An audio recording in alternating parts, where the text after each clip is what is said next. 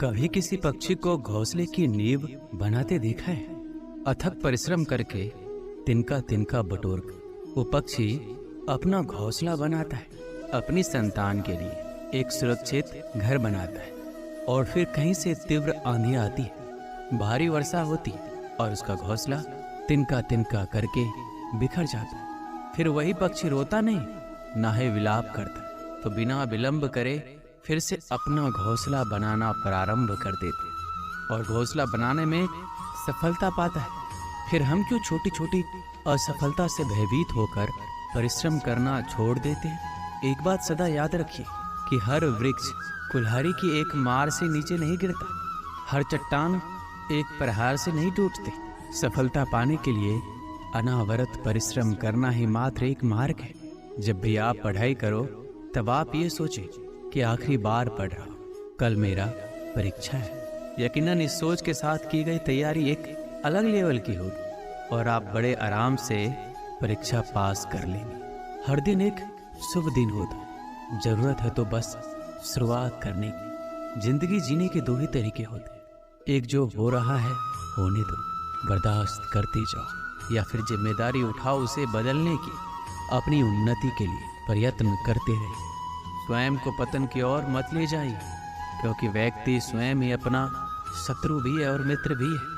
जीत हासिल करनी है तो हमेशा खुद से ये बोला करो। 97% लोग जिंदगी में जल्दी हार मान लेते हैं और उसी 3% लोगों के लिए काम करते हैं जो कभी हार नहीं मानते। इंतजार मत करो, जितना तुम सोचते हो जिंदगी उससे कहीं ज्यादा तेजी से निकल रही। श्री कृष्ण कहते हैं, ईमानदारी सबसे महंगा उपहार है। सस्ते लोगों से उसकी उम्मीद रखना बेकार है। किसने कहा तू अकेला है? आईने में जाके देख, दुनिया का सबसे ताकतवर इंसान तेरे सामने खड़ा है। जगह जगह प्रयास करने से अच्छा है एक ही लक्ष्य पर कड़ी मेहनत और लगन से काम किया जाए।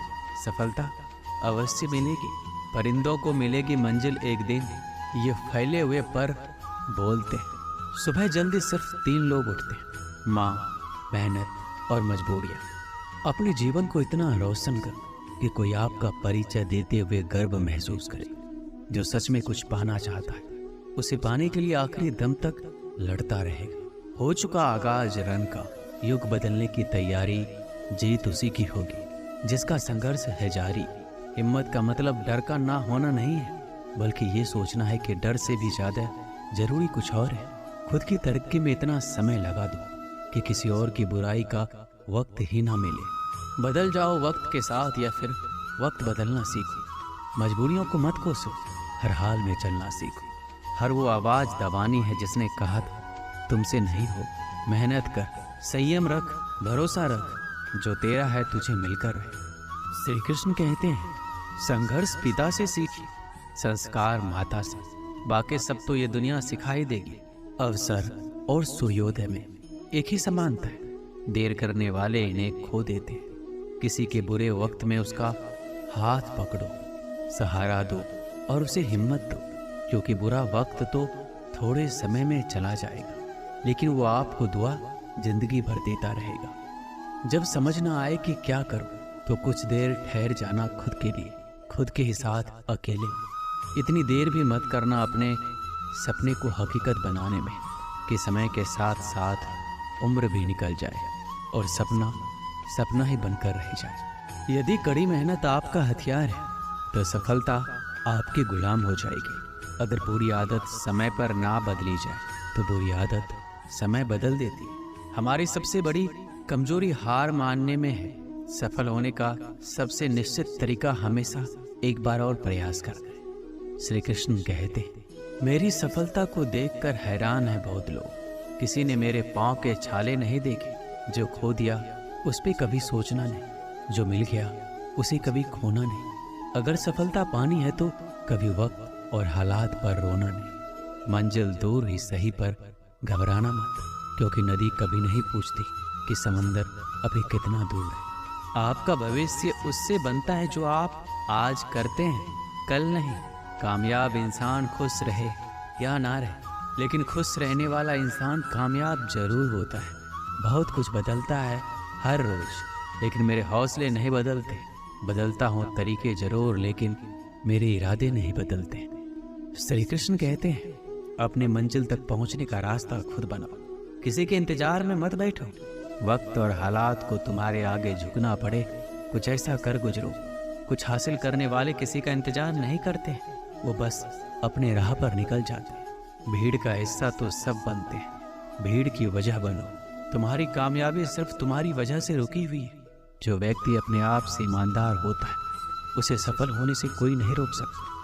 सफल वही होता है जो अपने समय की कदर करता है। जिन्हें सफल होना होता है, वो किसी और चीज़ में अपना वक्त बर्बाद नहीं करते। वक्त के साथ जो चलते हैं, उनके पीछे पूरी दुनिया चलती। बेहतर से बेहतरीन होने के लिए अपने कमी पर काम करना बहुत ज़रूरी है। जिनके इरादे मजबूत होते हैं, वो बस अपने लिए काम करते हैं। अगर आपकी आय का साधन केवल उसकी सैलरी है, तो आप गरीबी से केवल एक कदम आगे। खुद के सपनों के पीछे इतना भागो कि एक दिन तुम्हें पाना लोगों के लिए सपना बच जाए। आप सफलता तब तक नहीं प्राप्त कर सकते जब तक आप में असफल होने का साहस ना हो। श्री कृष्ण कहते हैं, मोती कभी किनारे पे खुद नहीं आते, उन्हें पाने के लिए समंदर में उतरना ही पड़ता है।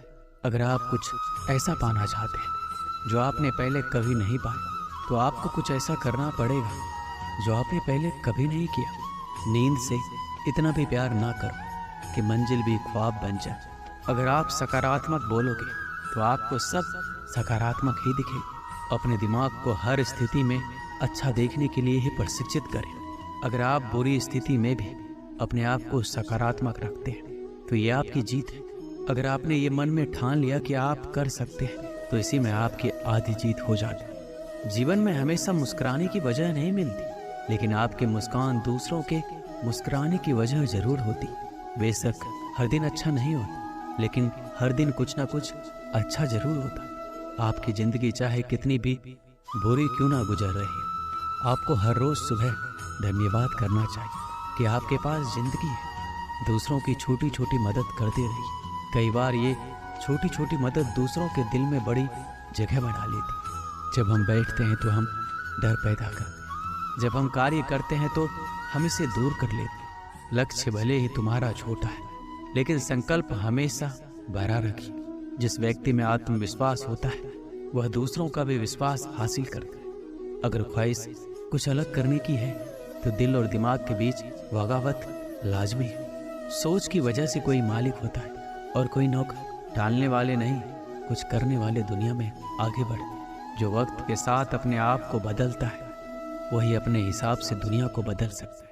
हारता तो हर कोई है जिंदगी में, लेकिन जीतता वही है जो उससे सीखता है। जीतने और हारने वालों में फर्क बस इतना सा है, हारने वालों ने हार मान ली और जीतने वालों ने हार नहीं मानी। जो आज में काम करता है, वही आगे राज करता है। तब तक काम करो जब तक तुम्हें अपने आप पर गर्व ना हो। जिन्हें अपने आप पर भरोसा हो, फिर डर को भी उनसे डर लगता है। इस दुनिया में तुम्हें सब कुछ मिल सकता है, बस तुम्हें पाने की जिद होनी चाहिए। एक दिन की बात है, एक साधु गांव के बाहर वन में स्थित अपनी कुटिया की ओर जा रहा।